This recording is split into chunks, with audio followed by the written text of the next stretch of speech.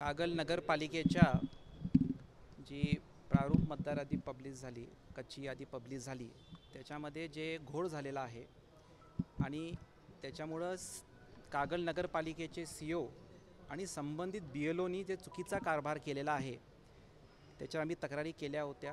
त्याच्यावर न्याय मागण्यासाठी आज आम्ही कलेक्टर साहेबांना भेटलो आणि त्याच्यामध्ये प्रामुख्याने जे मुद्दे आम्ही सांगितले की नेमका आमचा आक्षेप कागल नगरपालिकेचे CEO आणि संबंधित BLO यांच्यावर आम्ही तक्रार करायला आलो आहे आणि पूर्ण कागल नगरपालिकेच्या बाजूने आम्ही हे नागरिकांच्या तर्फे करतो आहे। पहिला मुद्दा आम्ही मांडला की प्रभाग नंबर 10 मध्ये 342 मतदार ज्यांनी आमदारकीला मतदान केलं होतं ते मतदार यादीमधून गायब आहेत। त्याची संबंधित तक्रार आम्ही COना दिली पण आहे। पण माझा असा विषय येतो की 342 मतदार ज्यांनी आमदारकीला मतदान केलं हे जेव्हा गायब होतात तर नेमकं BLOनी कसला सर्वे केला आणि ही लोक गायब का केली? प्रभाग नंबर 10 सोडा, त्यांचं कुठल्या पूर्ण शहराच्या मतदार यादीमध्ये नावं दिसत नाही। म्हणजे मतदान केलेली माणसं आज त्यांनी मयत केली आहेत का असा प्रश्न मला COना विचारायचा आहे आणि CO काय करत होते। दुसरा विषय की 822 नावं दुबार आहेत। आमदारकीपासून ही दुबार नावं कंटिन्यू चालू आहेत। त्याच्यात आणि काय तर 10-15 नावं वाढली असतील, पण 1 वर्ष दुबार नावं तुम्ही अजून डिलीट करत नाही शहराच्या अंतर्गत, तर परत विषय येतो की नगरपालिकेचे CO काय काम करत आहेत की 822 दुबार नावं अजून डिलीट होत नाहीत आणि आमदारकीपासून आहेत। हे काय असं मागच्या 3-4 महिन्यामध्ये दुबार झालेली नाही आहेत, आमदारकीपासूनही कंटिन्यूड आहेत। तर CO नेमकं 28,000 मतदानच्या कामामध्ये काय करतात हा प्रश्नचिन्ह आहे। संपूर्ण यादीमध्ये शहरामध्ये 458 लोक मयत झालेली आहे। त्याच्यामध्ये 80% लोक आमदारकीलाच मयत झाली होती, त्या काळात झाली होती, तिथून आता ॲड झाली। तर ह्याच्यामध्ये कसं आहे, ज्या लोकांनी जाऊन स्वतः नगरपालिकेला सांगितलं की आमच्या घरामध्ये कोणतरी वारले ते ह्यातून डिलीट झालं असेल। परत प्रश्न येतो की प्रशासनाने BLOना सांगितले की प्रत्येक घरात जावा, प्रत्येक घरामध्ये जाऊन चेक करा किती लोक राहतात, काय लोक राहतात, घरामध्ये कोण हयात आहे का नाही। म्हणजे आता बघा 458 लोक जी मयत झाली आहेत रजिस्टरमध्ये नाहीत, ही हयातमध्ये ठेवली आहेत आणि 342 लोक ज्यांनी मतदान केलं जे हयातमध्ये आहेत त्यांना मयत केले। तर नेमकं BLO काय करतायत आणि BLOचं चेन ऑफ कमांडवरती CO राहतो ते काय करतायत? प्रभाग क्रमांक 2 मध्ये मूळ प्रारूप मतदार यादीमध्ये पान नंबर 124 मध्ये 2495 सिरियल नंबर, 2498 सिरियल नंबर, 2500 आणि 2503 आपल्याला सगळ्यांना मी कॉपीज देतो। मला त्या व्यक्तीचं नाव इथं घ्यायचं नाही आहे। एकाच व्यक्तीचं 4 वेळा मतदान आलेलं आहे। मग हे कसं होतं आणि ह्याच्यामध्ये काय सर्वे केला जातो? आणि त्याच्यापेक्षा महत्त्वाचा मुद्दा माझं मीडियाला एक विनंती आहे की तुम्ही स्वतः इंडिव्हिज्युअली जाऊन हे चेक करा। प्रभाग क्रमांक 11 जो शेवटचा प्रभाग आहे, 3 उमेदवारांचा प्रभाग आहे, त्याच्यामध्ये फक्त 2388 मतदान।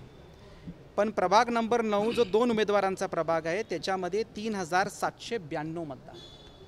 ही अशी तफावत प्रभाग रचनेवेळी आम्ही तक्रार केली होती। जेव्हा प्रभाग रचना झाली त्याच्यामध्ये डिस्प्ले केलेलं मतदान त्यावेळी 3200 होतं, पण आता फायनल झालेलं मतदान ऑलमोस्ट 3800 पर्यंत गेले। तर ह्या प्रभागामध्ये हे असं तफावत का? आणि विशेष म्हणजे याच प्रभागामध्ये हे आपण सगळ्यांनी ऐका, 171 नंबरचं घर आहे। परत त्या व्यक्तीचं नाव मी आपल्याला ॲनेक्शसमध्ये देतो, इथं मला डिस्प्ले नाही करायचं आहे। फक्त 6 लोक राहतात फिजिकली ॲक्च्युली आणि तिथं 36 लोकांची नोंद आहे। आता BLOनी जाऊन हे फिजिकली चेक केलं का? आणि कुठंतरी नियम पाहिजे ना, एका घरामध्ये एवढ्या साईजमध्ये किती लोक राहू शकतात? 36 लोकांची नोंद जेव्हा एकच पत्ता येतो, COना हे रेड फ्लॅग झालं नाही का? COनी हे चेक करायला नको पाहिलं होतं की अरे 36 लोक राहतात का? मग BLOनी कसला सर्वे केला आहे? आणि 36 लोकांची नोंद झालेली आहे। आणि त्याच प्रभागामध्ये बूथ नंबर 34 आणि 35 मध्ये 106 मताची उच्चांकित वाढ झाली आहे। म्हणजे मला आता हा प्रश्न विचारायचा आहे की हा प्रभाग नंबर 9 हा COचा आवडता प्रभाग आहे का? कारण त्याच्यामध्ये पूर्ण मताचं कॅल्क्युलेशन वेगळं केले, एकाच घरामध्ये 36 लोकांची नोंद आहे आणि सगळ्यात हायस्ट मताची नोंद वाढ ह्या प्रभागाच्या 2 बूथमध्ये 34 आणि 35 मध्ये झालेली आहे। आणि त्याच्यापेक्षा महत्त्वाचं की इतक्या वेळा एक्सटेन्शन्स देऊन इलेक्शन कमिशननी या गोष्टींचा घोळ कसा होतो? माझा आक्षेप CO आणि संबंधित BLO मी कलेक्टर साहेबांना सांगितलं ह्याचं तुम्ही चेकिंग करा आणि मी वैयक्तिक सांगतो की याच्यात मला न्याय मिळाला नाही। तर COच्या या कारभाराविरुद्ध मी कोर्टात जाणार आणि उद्या जर कोर्टाने ताशेरे ओढले तर ते COच्या आयुष्यभर लाईफमध्ये तो रिमार्क राहणार आहे आणि या गोष्टीवर आम्हाला न्याय मिळाला यासाठी आज भेट होती. दोन्ही बाजूने पण COच्याकडे पण एक या ठिकाणी निवेदन दिले की अशा पद्धतीचे जे कोणी असतील मतदार त्यांना देखील काय त्यांची बाजूची तक्रार असो का आमच्या बाजूची तक्रार असो, एका नियमामध्ये जे तुम्हाला बोगस वाटते, चुकीचं वाटते, सरसकट उडवा. स्वागत करतो, सरसकट उडवा. विषय त्यांचा माझा काही नाही आहे. कारण आम्ही आज जे आक्षेप घेतोय, आता उदाहरण 422 मध्ये हे सगळी काय माझीच आहेत का मतदार? कोणाची पण असू शकतात ना. जर त्यांनी जे शेवटी आता हे बघा, बरं झाला हा मुद्दा मांडला, त्यांनी पण जी तक्रार केली आहे याचा अर्थ ते कोणावर तक्रार करायला लागले कारभाराबद्दल? आमचे विरोधक पण जाऊन तक्रार करतात काही नावांबद्दल. कोणाच्या कारभारावर आलं आक्षेप आला परत? BLO आणि CO. सो त्यामध्ये आम्ही एकमत आहोत ना. तर ते पण तेच म्हणायला लागलेत की BLOनी असे आणि बोगस मतदान वाढ कशी केली. सो आमचा पण विषय तोच आहे आणि त्यांचा विषय तोच आहे. सो त्याच्यामुळं मला वाटतं की CO आणि BLOवर हे कारवाई व्हायला पाहिजे.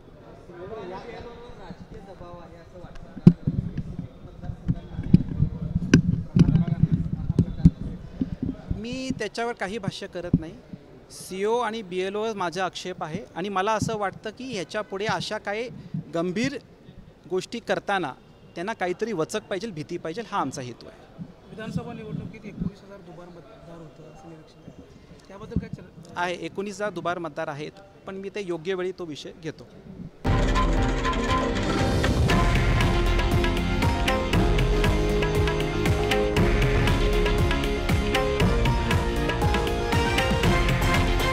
हे आहे देशातील नंबर 1 न्यूज नेटवर्क आणि आपण पाहत आहात TV9 मराठी, एकमेव.